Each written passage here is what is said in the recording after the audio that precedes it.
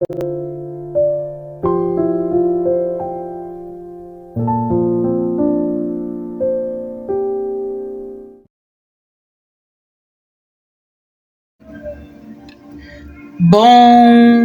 dia!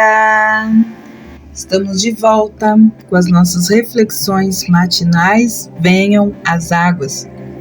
Nós estamos meditando na carta de Paulo aos Efésios. Nós já entramos no capítulo 3 e hoje nós vamos fazer a nossa meditação dos versículos 14 até o versículo 17. É a oração de Paulo, a oração onde ele mostra para nós a excelência do amor de Cristo. Nós não vamos fazer a meditação de toda a oração, mas parte por parte, para que a gente possa então degustar dessa maravilha que é o conhecimento a respeito da excelência do amor de Cristo por cada um de nós. E diz assim: por este motivo, dobro os meus joelhos ao Pai de nosso Senhor Jesus Cristo, de quem toma o nome toda a paternidade nos céus e na terra, para que, conforme as riquezas da sua glória, nos conceda sermos fortalecidos com poder por seu Espírito, e que habite o Cristo em vosso homem interior, mediante a fé, e em vossos corações, por meio do amor, fortalecendo-vos a vossa raiz e a vossa fundação. Essa tradução é da Bíblia Peshitta. E a palavra de Deus diz assim: oração de Paulo, então, pelos santos. Agora, Paulo, então, retoma aquele pensamento do início, no versículo 1, quando nós iniciamos, e que foi interrompido pela sessão sobre o mistério. Por isso as palavras "por esta causa" fazem referência ao capítulo 2 com sua descrição de como eram os gentios por natureza e o que são agora em sua união com Cristo. É surpreendente a transformação de pobreza e morte em riqueza e glória, que leva Paulo então a orar a fim de que vivam sempre desfrutando da sua exaltada posição e da nossa união em Cristo. Ele ora para que a gente tenha essa experiência e esse conhecimento da nossa posição em Cristo e dela possamos então desfrutar. A posição do corpo de Paulo em oração é indicada nas palavras "me ponho de joelhos".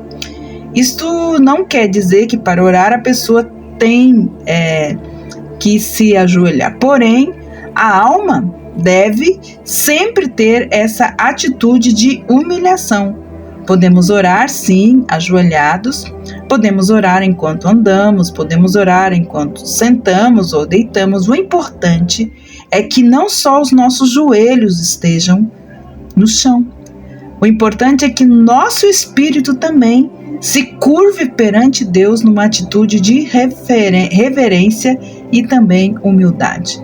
Quando ele diz "me ponho de joelhos", além dos seus joelhos, o seu coração está em reverente humildade diante do Pai. A oração é dirigida a quem? Ao Deus Pai. Em sentido geral, Deus é o Pai de toda a humanidade, porque Ele é o Criador. Porém, no sentido mais restrito, Ele é somente o Pai de todos os crentes, a quem gerou em sua família espiritual por meio de Jesus Cristo. Lembra? Somos co-herdeiros e herdeiros por meio de Jesus Cristo.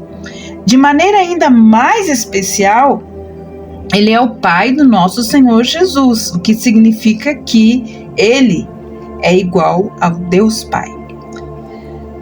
O versículo 15 nos fala sobre essa paternidade, sobre o papel especial do Pai que Paulo tem em vista aqui e está embutido então nas palavras "de quem toma o nome toda a família".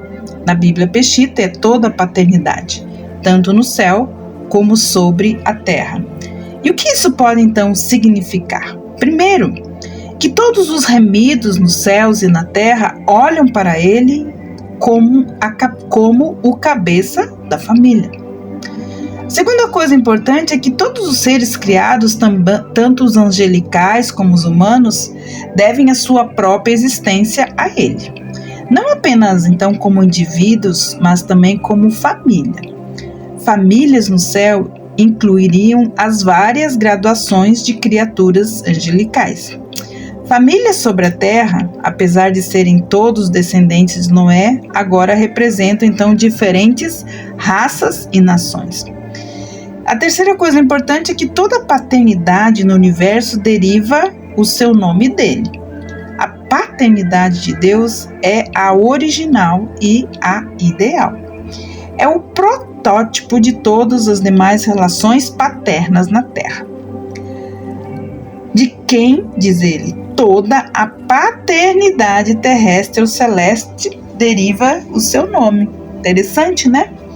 Versículo 16, assim, é impossível não ficar pasmado diante da vastidão do pedido de Paulo. Então ele fala, segundo a riqueza da sua glória, ele vos conceda. Então ele pede que os santos, aqueles que foram separados, que foram transportados do reino das trevas para o reino do Filho do seu amor, sejam então fortalecidos espiritualmente.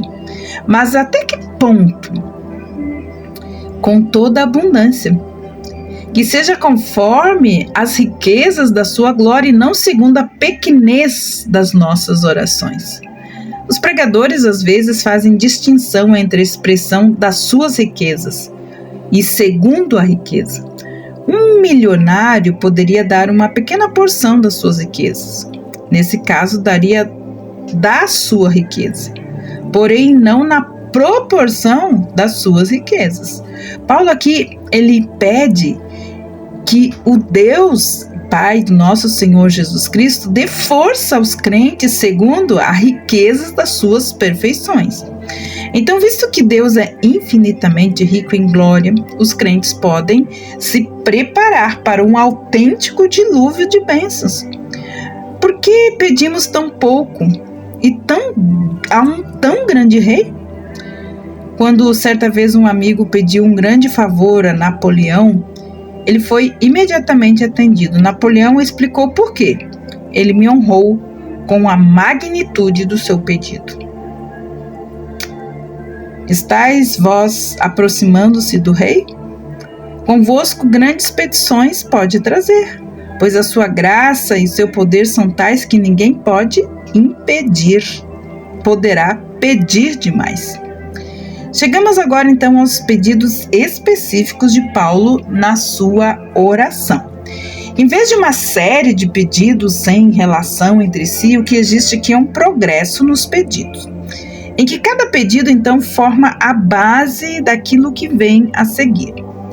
Podemos visualizá-los na forma de uma pirâmide ou de uma cascata, em que o primeiro pedido forma a primeira fileira então de pedras ou de cascatas. Enquanto Paulo ora, a construção ela prossegue até chegar então ao clímax glorioso. O primeiro pedido é que sejam fortalecidos com poder mediante o seu espírito no homem interior. Aqui Paulo pede que a bênção seja o poder espiritual. Não se trata do poder para fazer milagres espetaculares, mas do vigor necessário para que sejamos então cristãos maduros, estáveis e inteligentes.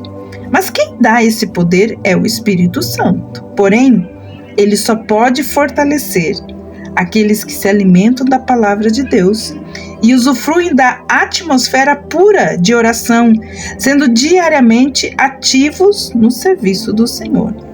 Então, esse poder, ele se manifesta no homem interior, ou seja, na parte espiritual da nossa natureza.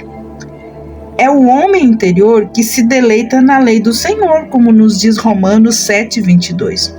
É o homem interior que é renovado dia após dia, enquanto o homem exterior se corrompe. nos diz 2 Coríntios 4,16. Embora então pertença a Deus, o nosso homem interior carece de força, de crescimento e de desenvolvimento. O segundo pedido é que Cristo habite no nosso coração pela fé. E esse é o resultado, então, da força que recebemos do Espírito Santo.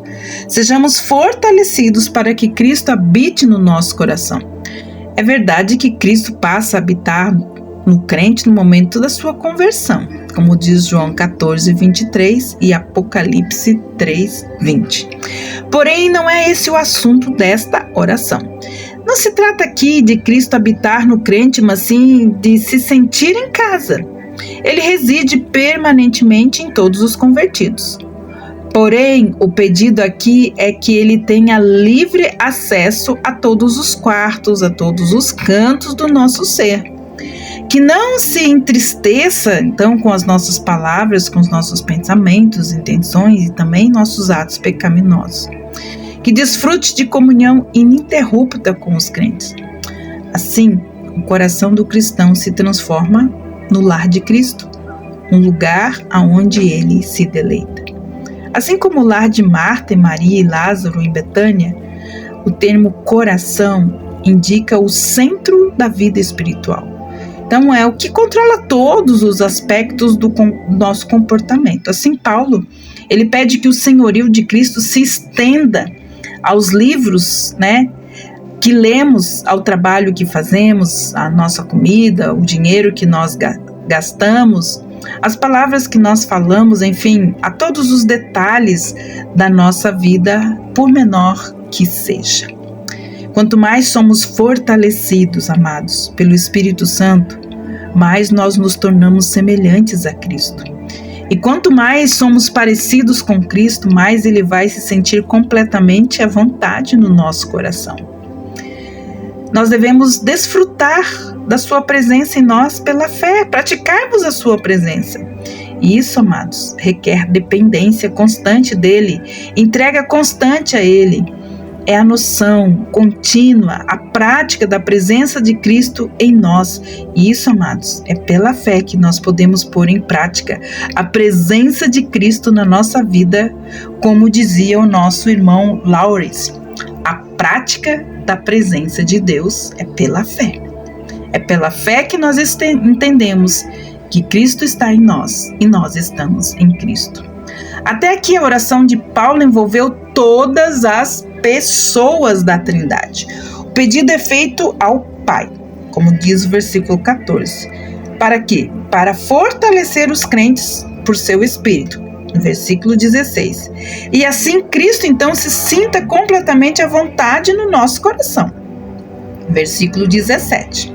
Então, um dos privilégios da oração é que nela podemos envolver a eterna divindade no serviço a favor dos outros e também de nós mesmos. Quando Cristo ele tem acesso irrestrito ao nosso coração, ao coração de cada crente, então eles se tornam arraigados e alicerçados em amor. Quando Paulo pede emprestadas palavras da botânica e da construção civil, ele fala: a raiz de uma planta fornece nutrição e estabilidade. A base de um edifício é o alicerce sobre o qual ele se levanta. Então, amados, o amor é o solo em que a nossa vida deve estar enraizada e a rocha sobre a qual a nossa fé deve sempre repousar. Por isso, estar arraigados e alicerçados em amor equivale em nos fixar no amor na nossa vida diária. A vida de amor é uma vida de bondade, de benevolência, de abnegação e de docilidade. Amados, é a vida de Cristo se expressando na vida do crente, como diz 1 Coríntios 13, de 4 a 7. Desafio você a ler. Amados, essa é a primeira parte dessa oração poderosa que Paulo fez por nós e que nós possamos usufruir pela fé, exatamente do pedido e dessas bênçãos que Paulo pede ao Pai por cada um de nós. Que Deus abençoe você e até amanhã com as nossas reflexões matinais venham as águas. Vamos dar continuidade à nossa oração. Até amanhã? Não, até segunda-feira. Até lá!